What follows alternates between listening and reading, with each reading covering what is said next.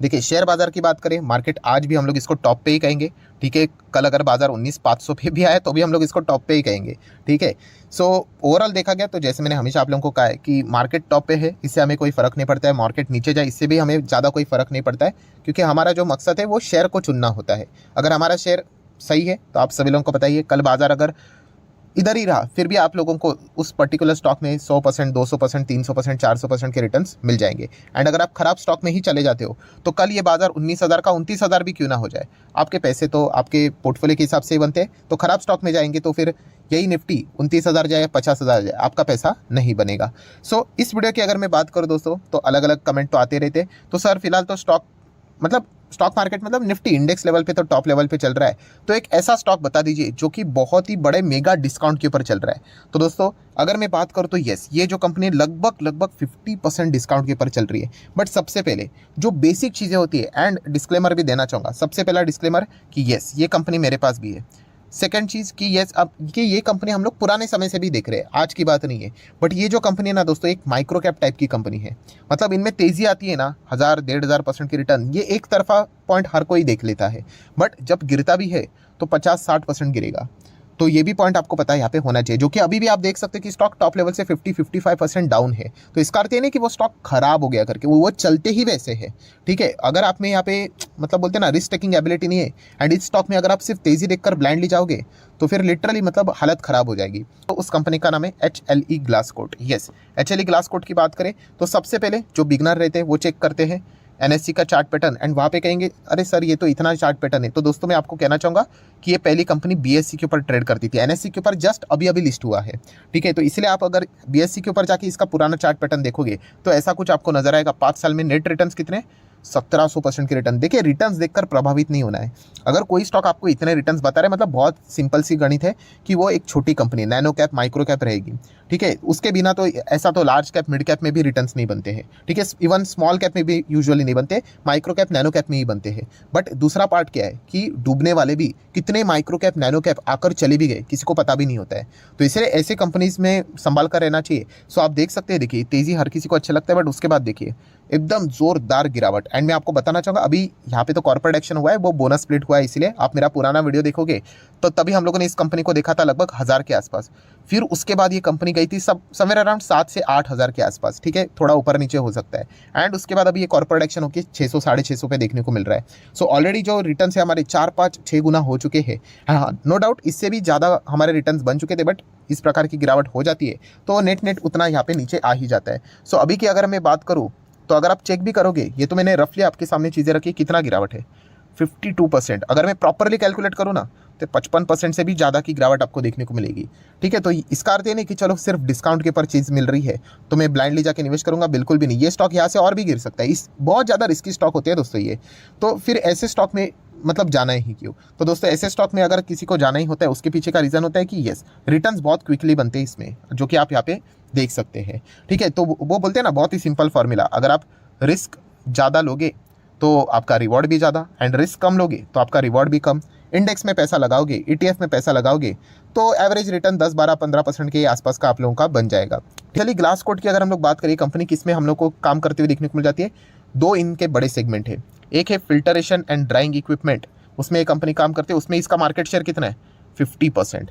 And दूसरा है दोस्तों ग्लास लाइन इक्विपमेंट, इसमें इसका मार्केट शेयर कितना है 25%। ठीक है, तो ग्लास लाइन इक्विपमेंट की अगर हम लोग बात करें, इसमें किंग कौन है आप सभी लोगों को बताइए, यस GMM फॉडलर है, जो कि 50% से ज़्यादा मार्केट शेयर लेकर बैठा हुआ है। बट जब से वहाँ पे वो चीज़ें हम लोग को देखने को मिली, आपको बताइए सेबी का भी इन्वेस्टिगेशन जारी है वहाँ पे कि इनसाइडर ट्रेडिंग हुई है या नहीं हुई करके। वो OFS भी आया था बोलने के लिए 33% का था, बट 50% के डिस्काउंट के ऊपर इतना बड़ा OFS तो हम लोगों ने कभी नहीं देखा। तो इसलिए GMM फॉडलर को अभी हम लोग अवॉइड ही करना पसंद करते, बट वो भी कमाल की कंपनी है। बट ये जो पूरा ड्रामा देखने को मिला था इसलिए हम लोग अवॉइड ही करते। सो इस कंपनी की अगर हम लोग बात करें तो आप यहाँ पे पीयर कंपेरिजन भी देखोगे। ठीक है, तो ये जो ग्लास लाइन इक्विपमेंट जो रहता है इसमें मैं क्लिक भी कर लेता हूँ तो देखिए GMM फॉडलर आप लोगों को देखने को मिल जाएगा। ये भी छोटी कंपनी, 6-6.5 करोड़ का मार्केट कैप है। एंड HLE ग्लासकोट कितना है, लगभग 4,500 करोड़ का market cap. But yes glass line equipment में ये इसका लीडर हम लोग को देखने को मिल जाता है। सो दोस्तों अगर हम लोग बात करें ये जो ग्लास लाइन इक्विपमेंट, ये जो फिल्ट्रेशन ड्राइंग, ये जो सारी चीज़ें रहती है, ये जो इक्विपमेंट में ये कंपनी काम करती है, ये कहाँ पे इस्तेमाल होता है, तो दोस्तों केमिकल सेगमेंट में इस्तेमाल होता है। एपीआई फार्मा में इस्तेमाल होता है, एग्रोकेमिकल में इस्तेमाल होता है। मतलब क्या है, मोटा मोटी अगर मैं बात करूँ ना, केमिकल एंड फार्मा ये सेक्टर इन कंपनीज के बिना यूजुअली मतलब काम ही करना इनका मुश्किल हो जाएगा, क्योंकि ये इसी से रिलेटेड ये सारी चीज़ें यहाँ पे बनाते हैं। तो एक्चुअली ग्लास कोट की अगर हम लोग यहाँ पे बात करें, ठीक है, तो आप चाहो तो इनके वेबसाइट के ऊपर भी विजिट कर सकते हो। ये देखिए वेबसाइट पे आप लोगों को सारी चीज़ें इनके प्रोडक्ट्स के बारे में हर एक चीज़ें डिटेल में पढ़ने को मिलेगी। अबाउट सेक्शन में जाके सारी चीज़ें देख सकते हो। पहले इसका नाम हम लोग को स्विस ग्लास कोट करके देखने को यहाँ पे मिलता था, ठीक है, देन वो चेंज होकर एक्चुअली ग्लास कोट हम लोग को होते हुए देखने को यहाँ पे मिल चुका है। एंड अगर हम लोग यहाँ पे नीचे आ जाते हैं तो ये देखिए इस प्रकार के इक्विपमेंट्स आप लोगों को इंजीनियरिंग से रिलेटेड भी देखने को यहाँ पे मिल जाएंगे। अभी अगर आपको यहाँ पे और स्टडी करना है, जैसे कि फिल्टरेशन, ग्लास लाइन इक्विपमेंट, इसके ऊपर क्लिक करो तो आपको इससे रिलेटेड इन्फॉर्मेशन देखने को यहाँ पे मिल जाएगी। जैसे कि ये देखिए इस प्रकार के जो इक्विपमेंट्स यहाँ पे रहते हैं, बहुत ही कॉम्प्लेक्स टाइप के इक्विपमेंट्स हम लोग को देखने को मिल रहे हैं, वो यहाँ पे ये कंपनी बनाने का काम यहाँ पे करती है एंड बेचती भी है। तो एक ऐसी चीज़ जो कि लिटरली इस कंपनी को मतलब बोलते हैं ना कि मतलब हर किसी के रडार के ऊपर आती है कि इसके क्लाइंट्स, यस, इतने खतरनाक क्लाइंट्स, खतरनाक मतलब बहुत ही शानदार क्लाइंट्स। जैसे कि मैंने आपको बोला कि फार्मा एंड केमिकल सेगमेंट की जो कंपनियां हैं वो आपके इनके क्लाइंट्स देखने को मिल जाएगी। Divi's laboratories, Bayer crop science की बात करें, यूपीएल, अतुल लिमिटेड, ग्लैक्सो की अगर हम लोग बात करें, जीएसके, जाइडस की बात करें, अरबिंदो फार्मा की बात करें, एसआरएफ, पीआई इंडस्ट्री की अगर हम लोग बात करें, डेक्कन की बात करें, उसी के साथ साथ अगर हम लोग बीएसएफ की बात करें, डॉक्टर रेड्डीज की बात करें, ठीक है, उसी के साथ साथ कुछ और पॉपुलर नाम आपके सामने रखना चाहूँगा, जैसे कि मर्क, देन मिगामी केमिकल्स ऑर्गेनिक की बात करें, सन फार्मा की बात करें, सेनोफी की बात करें, फार्मा इंडस्ट्री की बड़ी कंपनी।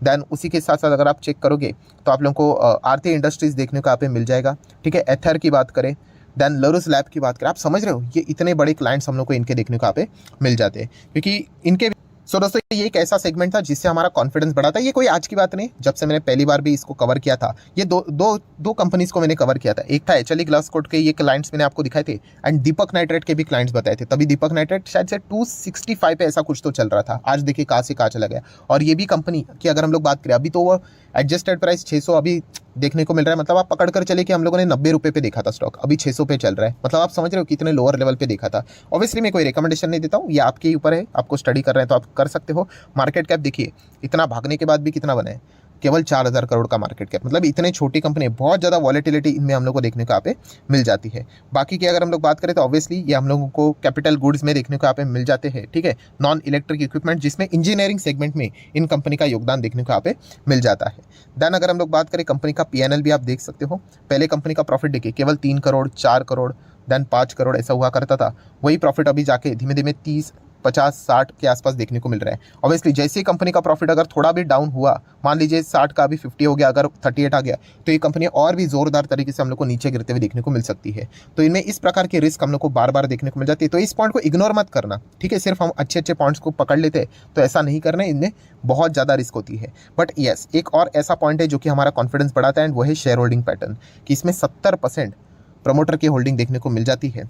एफआईएस की बात करें तो 4, 4.5%, ज़्यादा कुछ है नहीं। डीएस भी यहाँ पे है नहीं, बाकी पब्लिक है, क्योंकि छोटे कंपनीज है ना, इंस्टीट्यूशनल इन्वेस्टर कंपैरेटिवली कम ही रहते हैं। बट फिर भी प्रमोटर की होल्डिंग ज़्यादा नजर आती है। तो प्रमोटर थोड़ा सा मतलब सोच समझ कर बिजनेस करेंगे, हम लोग ऐसा बोलेंगे। जितनी ये कंपनी कल बढ़ती रहेगी, अगर किसी को सबसे ज़्यादा फायदा होगा तो वो एक ही चीज़ है, एंड वो है दोस्तों कंपनी के प्रमोटर्स, क्योंकि उन्हीं के पास मैक्सिमम स्टेक देखने को यहाँ पे मिल रहा है। सो ऑब्वियसली अगर प्रमोटर लगातार स्टेक अगर सेल करते रहेंगे तो उसके ऊपर आपका ध्यान होना चाहिए। एंड अगर चलो माल वो बेचते हैं तो कोई गलत बात नहीं है, चेक कीजिए क्या वो इंस्टीट्यूशनल इन्वेस्टर को माल बेचते हैं। अगर नहीं पब्लिक को बेच रहे तो फिर वो एक रेड अलर्ट यहाँ पे हो सकता है। ये हमें लोगों को खुद से ये डिसीजन लेना पड़ता है छोटे कंपनीज में जाते वक्त, राइट। तो इतना एक्टिवनेस, अलर्टनेस होना चाहिए, ठीक है। बट मैं इतना कह सकता हूं दोस्तों कि एक्चुअली ग्लास कोट ये कंपनी कोई खराब कंपनी नहीं, बहुत अच्छी कंपनी है। बैलेंस शीट भी ठीक ठाक नजर आती है, छोटी कंपनी तो इस प्रकार की चीज़ें यहाँ पे रहती है। सो आप चेक कर सकते हैं, टॉप लेवल से बहुत बड़े डिस्काउंट के ऊपर अवेलेबल है, सिर्फ डिस्काउंट के ऊपर अवेलेबल है। इससे मैं जाना चाहूँगी टोटली यूजलेस डिसीजन है। बट येस, मैं इतना कह सकता हूँ कि कंपनी में वो काबिलियत जरूर नजर आती है। हो सकता है 2-2, 3-3 साल तक ये स्टॉक ना चले, बट ये जब चलते हैं तो एकदम ही मतलब भयंकर तेजी यहाँ पे दिखाते हैं। सो आप चाहो